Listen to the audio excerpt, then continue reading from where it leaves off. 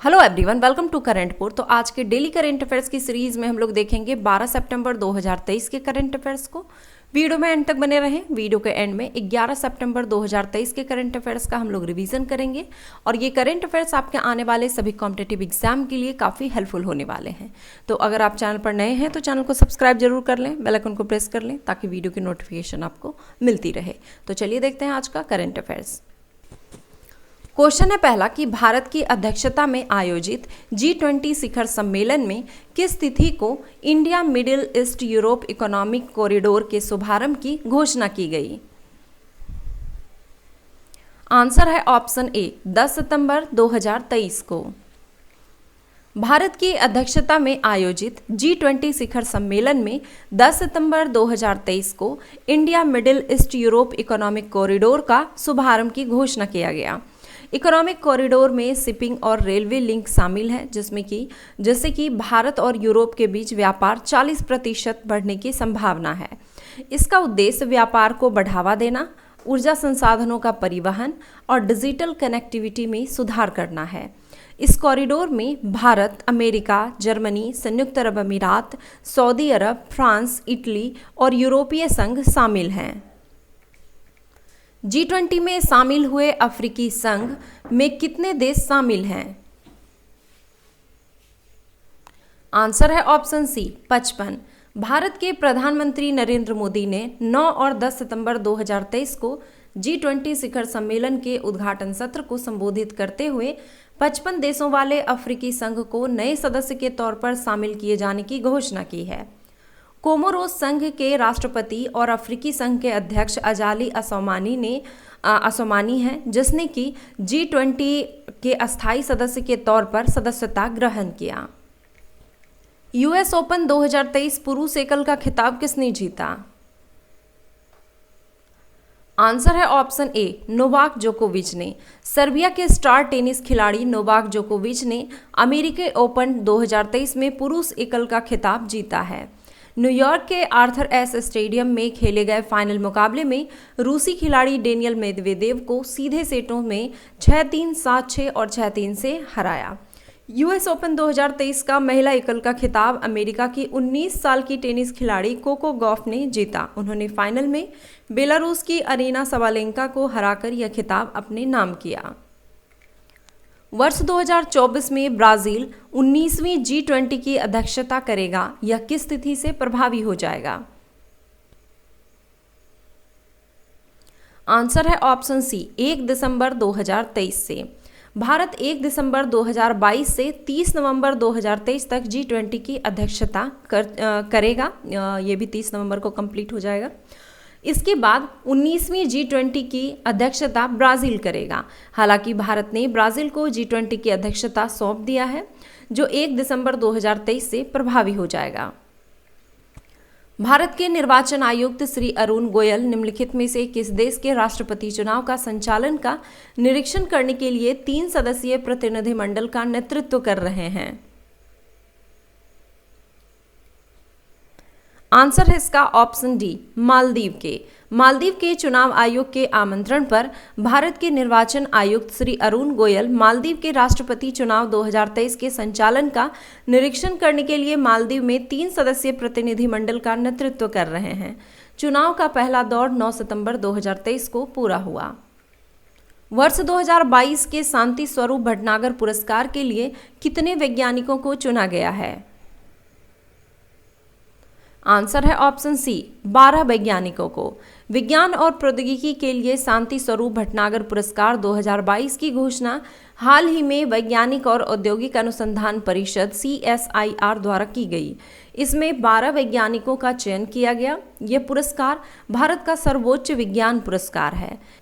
CSIR हर साल 45 वर्ष से कम आयु के वैज्ञानिकों को जीव विज्ञान, रसायन विज्ञान, गणित, भौतिकी, चिकित्सा, इंजीनियरिंग और पृथ्वी, वायुमंडल, महासागर और ग्रह विज्ञान में उनके योगदान के लिए यह पुरस्कार प्रदान करता है। यह पुरस्कार में 5 लाख रुपए का नगद पुरस्कार दिया जाता है। सैफ अंडर 16 चैंपियनशिप 2023 का खिताब किस टीम ने जीता? आंसर है ऑप्शन बी, भारत ने अंडर 16 एएसएफ फुटबॉल चैंपियनशिप 2023 का खिताब भारत ने जीता। फाइनल मुकाबले में भारत ने बांग्लादेश को 2-0 से मात देते हुए खिताब अपने नाम किया। भारतीय वायुसेना और ड्रोन फेडरेशन ऑफ इंडिया की सहमेजबानी में 25 से 26 सितंबर 2023 को भारत ड्रोन शक्ति 2023 का आयोजन कहां किया जाएगा? आंसर है option A, Hindon air force station, Uttar Pradesh में। भारतीय वायुसेना भारत ड्रोन शक्ति 2023 की सह मेजबानी करने के लिए ड्रोन फेडरेशन ऑफ इंडिया के साथ साझेदारी कर रही है। इस कार्यक्रम का आयोजन 25 से 26 सितंबर 2023 को हिंडन गाजियाबाद में LAF के एयरबेस पर किया जाएगा, जिसका भारतीय ड्रोन उद्योग द्वारा लाइव हवाई प्रदर्शन किया जाएगा। 10 सितंबर 2023 को G20 शिखर सम्मेलन नई दिल्ली के समापन दिवस को निम्नलिखित में से कौन सा देश 2026 में G20 शिखर सम्मेलन की मेजबानी की पुष्टि की? आंसर है ऑप्शन बी, अमेरिका। अमेरिका ने 2026 G20 शिखर सम्मेलन की मेजबानी की पुष्टि की है। वह 2026 G20 शिखर सम्मेलन की मेजबानी करेगा। अमेरिका समता और न्याय पर आधारित वैश्विक भू राजनीतिक और आर्थिक व्यवस्था के लिए G20 पहल के प्रति अपनी दृढ़ प्रतिबद्धता दिखाने के लिए 2026 में G20 की मेजबानी करेगा। G20 शिखर सम्मेलन में भारत की समृद्ध जनजातीय विरासत और शिल्प कौशल का उल्लेखनीय प्रदर्शन किस मंत्रालय के द्वारा आयोजित किया गया? आंसर है ऑप्शन डी, जनजातीय कार्य मंत्रालय के द्वारा। G20 शिखर सम्मेलन में भारत की समृद्ध जनजातीय विरासत और शिल्प कौशल का उल्लेखनीय प्रदर्शन किया गया, जिसे TRIFED, tribal cooperative marketing development federation of India, जनजातीय कार्य मंत्रालय द्वारा चुना गया और प्रदर्शित किया गया। भारत के विभिन्न क्षेत्रों के जनजातीय कारीगरों द्वारा तैयार किए गए कई श्रेष्ठ उत्पादों ने दुनिया भर के प्रतिनिधियों का ध्यान आकर्षित किया। डेनियल तूफान ने किस देश में भारी तबाही मचाई है? आंसर है ऑप्शन सी, लीबिया में। डेनियल तूफान ने लीबिया में भारी तबाही मचाई। उत्तरी अफ्रीकी देश के पूर्वी हिस्सों में आई बाढ़ के कारण 2000 लोगों की मौत की आशंका है। भारी बारिश के कारण लीबिया सरकार ने कर्फ्यू की घोषणा कर दी है। तो चलिए अब 11 सितंबर 2023 के करंट अफेयर्स का हम लोग रिवीजन करते हैं। 18वां G20 शिखर सम्मेलन नई दिल्ली में सफलतापूर्वक संपन्न के बाद भारत ने किस देश को 19वीं G20 की अध्यक्षता सौंप दी है? तो ब्राजील को। G20 में जारी किया गया नई दिल्ली घोषणा पत्र के प्रस्तावना में निम्नलिखित में से क्या शामिल है?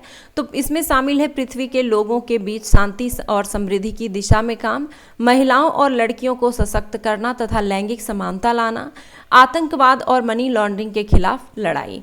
अमेरिकी ओपन टेनिस टूर्नामेंट 2023 का महिला एकल का खिताब किसने जीता? तो कोको गॉफ ने जीता। फाइनल मुकाबले में कोको ने बेलारूस की आरेना सबालेंका को 2-6, 6-3 और 6-2 से हराया। महाकवि दिवस सुब्रमण्यम भारती की पुण्यतिथि में किस तिथि को मनाया जाता है? तो 11 सितंबर को मनाया जाता है।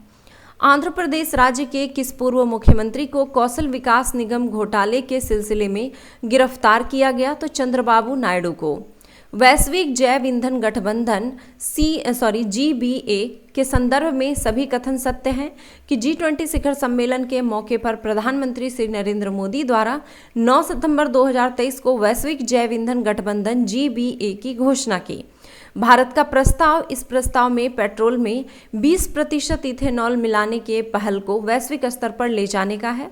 12 अंतर्राष्ट्रीय संगठनों ने वैश्विक जैव ईंधन गठबंधन का समर्थन किया। G20 शिखर सम्मेलन में दिल्ली के भारत मंडपम में आयोजित कला प्रदर्शन में बिहार के किस मधुबनी कलाकार ने मधुबनी पेंटिंग को प्रदर्शित किया? तो शांति देवी ने। ब्राजील की अध्यक्षता में 19वीं G20 में निम्नलिखित में से किस विषय की प्राथमिकता होगी? तो सामाजिक न्याय और भुखमरी के खिलाफ लड़ाई, सस्टेनेबल डेवलपमेंट और दुनिया के संस्थानों में बदलाव। हाल ही में सुर्खियों में रहे शरद कमल निम्नलिखित में से किस खेल से जुड़े हैं? तो टेबल टेनिस से। तो अब देखते हैं पिछली वीडियो में पूछे गए क्वेश्चन का आंसर। क्वेश्चन था कि 18वें पूर्वी एशिया शिखर सम्मेलन ईस्ट एशिया समिट का आयोजन कहाँ किया गया? तो जकार्ता, इंडोनेशिया में किया गया। और अब आज का सवाल, भारत और किस देश के बीच नौसेना के बीच वरुण 23 का दूसरा चरण अरब सागर में आयोजित किया गया? अमेरिका के साथ, फ्रांस के साथ, इंग्लैंड के साथ या फिर ऑस्ट्रेलिया के साथ? तो आप अपना आंसर कमेंट बॉक्स में ज़रूर दें। वीडियो पसंद आया तो हमेशा की तरह लाइक करें, कमेंट करें और शेयर करें। धन्यवाद।